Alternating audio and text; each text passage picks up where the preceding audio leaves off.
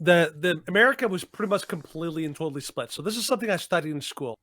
Um, the southern United States were basically like becoming slave states. There was like a whole bunch of slave owning states, and the northern states had become almost primarily like free states. And this has become this most of the 1800s, early 1800s, were devoted almost exclusively to all sorts of laws that were trying to figure out this battle. There was a battle for the heart and soul of the United States.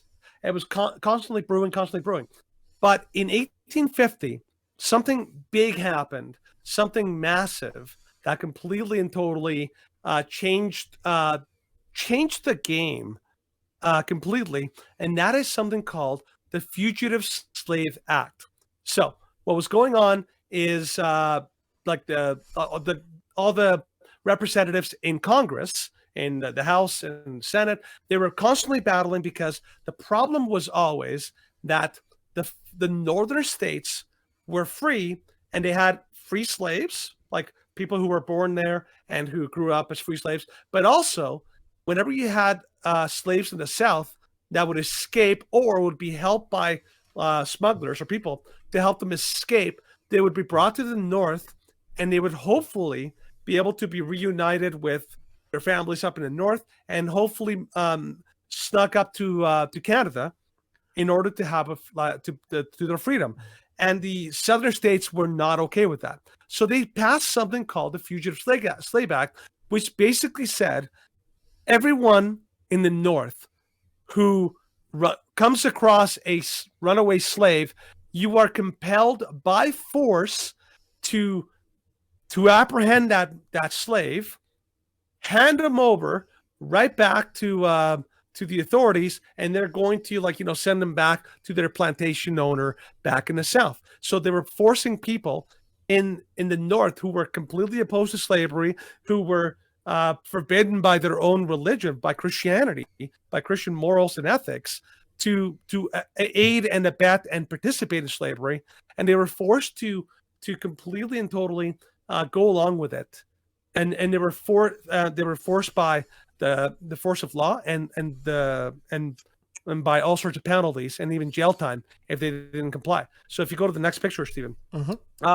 so that leads us to like what happened in a famous reenactment of the One Such Story, the story of Solomon Northup, who was the man featured in 12 Years a Slave. That story basically happened because of runaway slave laws. So this is a man who was born free.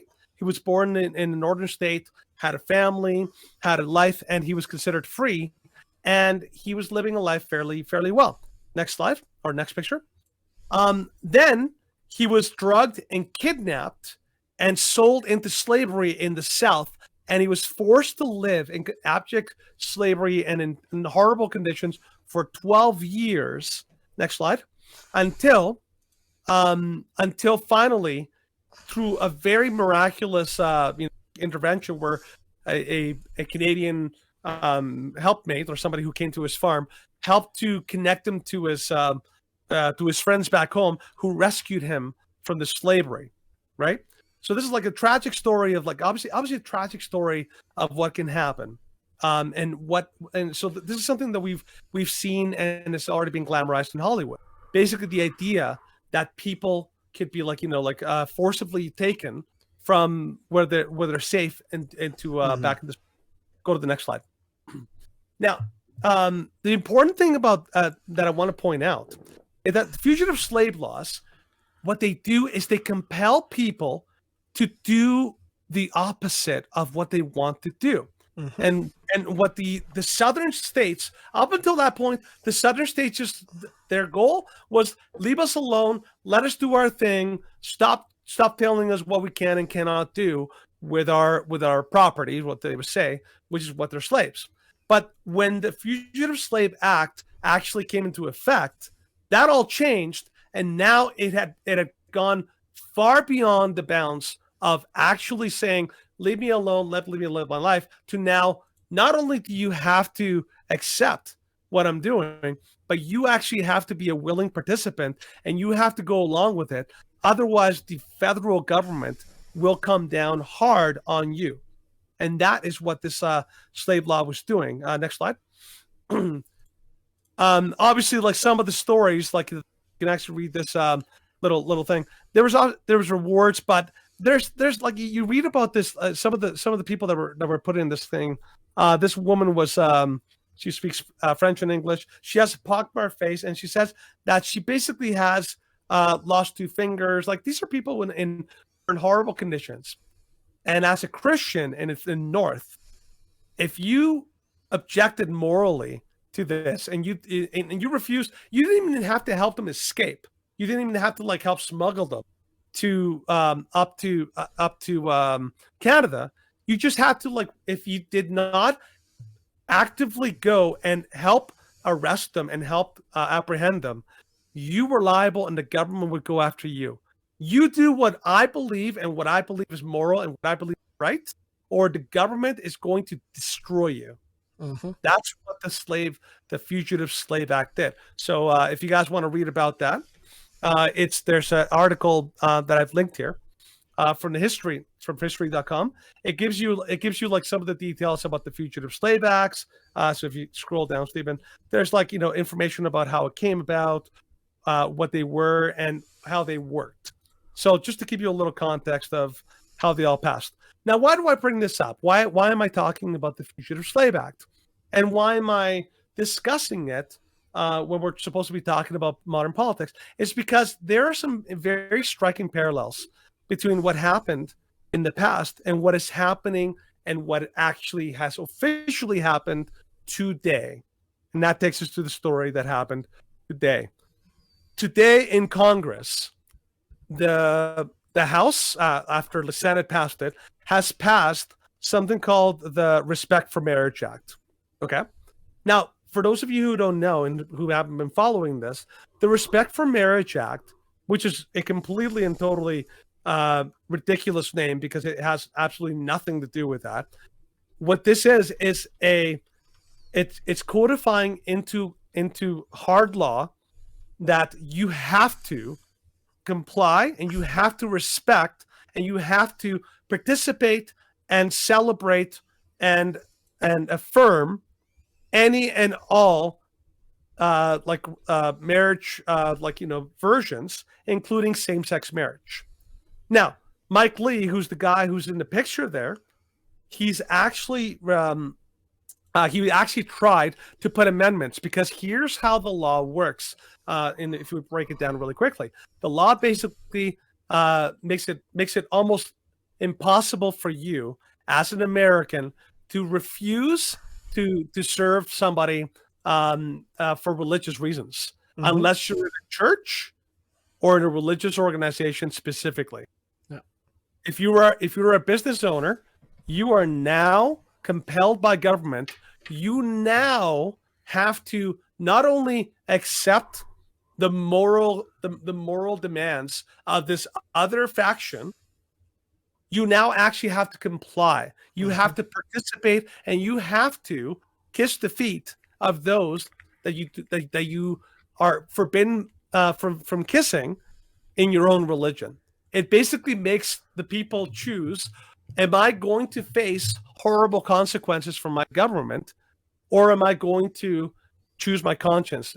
Basically, the exact same thing has happened. It just looks a little different. But they passed a modern version of the Fugitive Slave Act in America. Yep. Because what this law does, in effect, is it basically makes it so that it is illegal for you to refuse to bake a cake. If you actually scroll down a little bit in the picture, they actually have a picture of the Jack Phillips. Jack Phillips. So if you look there, that's Jack Phillips. Yep. Jack Phillips is the man, and if you've ever seen an interview by this guy is the nicest man you could ever see. He is a very devout Christian.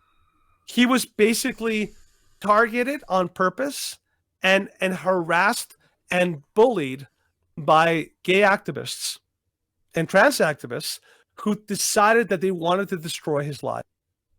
all because he wouldn't like create a custom cake for them. Basically, they said, you participate in what I demand, or I will sick the government on you. And so we have now officially we have a modern day slave law. Yep. You are no longer allowed to say no. I will not. I will not hand over the slave in order to be put back into slavery. I disagree with slavery. No, you're not allowed to disagree with slavery anymore. You have to like hand them in and send them back to potentially like a certain death. Yep. Yeah, you have to be part of that now. You cannot say no. Yep. Now, you can't say you don't agree with same-sex marriage. No, you can't say that anymore. You have to participate. You have to bake me that cake, or I will send the government after you, and they will destroy you. Yep. You see the parallels? Yeah. So I want to point to this out because we think that everything's different, or that we've come so far as a society, but no, there's nothing new under the sun. And the problem is that we believe that this is like two factions that disagree. It's not. This is one faction that disagrees, and the other faction that has made it their mission to destroy the other side. Make no mistake, and this is not by I'm not just like speculating here. This is from observation and from patterns and from their own statements. The people who are most aggressively pushing for same-sex protections and laws and the most harsh and ardent like activists, and most of them are in the Democratic Party. If they had their way and if they had no barriers whatsoever, they would force every single American who disagreed with same-sex marriage or with transgender ideology, they would throw them in jail. Every single one of them, they wouldn't even lose sleep over it, because that is how much they hate anyone who disagrees, anyone who does not go along with them.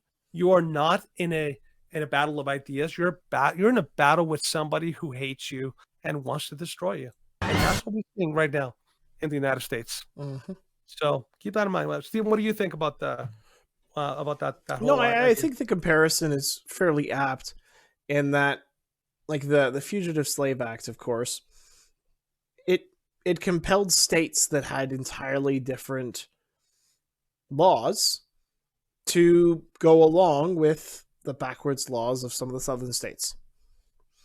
And right now, of course, there are different laws in different states depending on what the legislatures and the senates and the courts of those states have decided. And this bill being passed says no, like the only place in which you can have your own laws regarding same-sex attraction and same-sex speaking is in the church. And we talked about this, of course, last week. It's only a hop, skip, and a jump away from a conversion therapy law. And it's really scary in Canada, because aside from very, very few churches, I have not seen many churches that are willing to stand up and say, yep, we're gonna oppose this. We are going to stand up and say no. We're gonna preach the word of God, no matter what society or culture may deem of it. So dark days. Dark days are coming.